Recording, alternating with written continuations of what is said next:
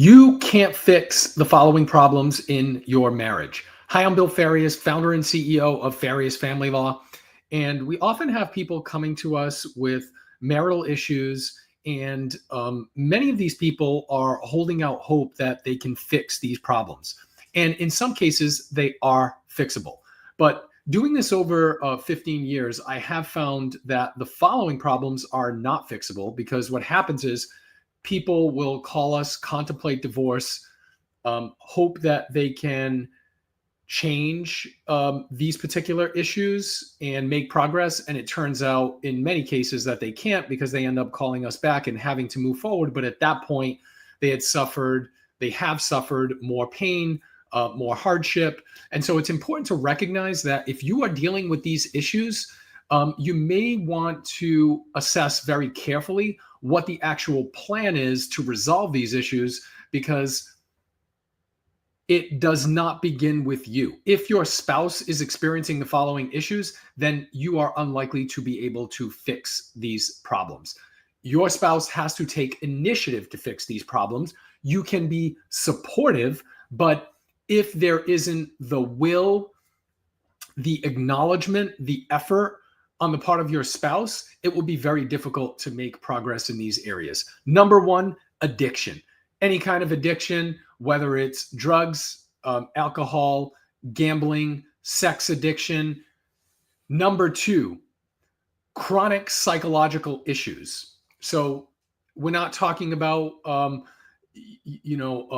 depression and anxiety that people have every so often. I'm talking about a deep-rooted psychological issue that's either long-standing or when the person has deteriorated to a certain point that it's impacting their functioning in their family relationships.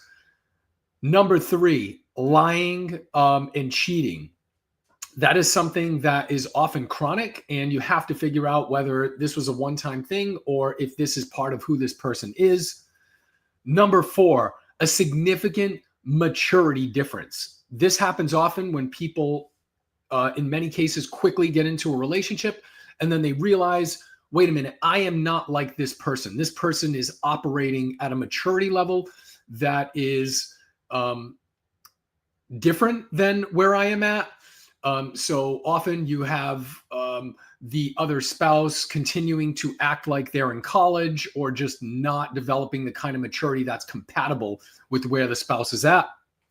And then finally, violence, rage, whether it's destruction of property, lashing out.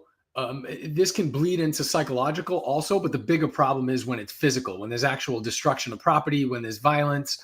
If the other party does not acknowledge that there is an issue, it will be very, very difficult to make progress. So these are the 5 areas that you will not be able to fix on your own. You can support, you can help, but the other person, your spouse, has to take initiative.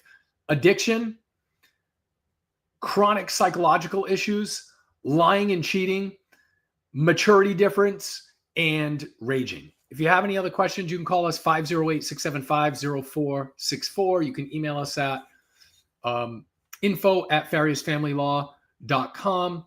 If you like this video, please subscribe, share, and you can also find us on social media at Farias Family Law. Thank you. Have a good day.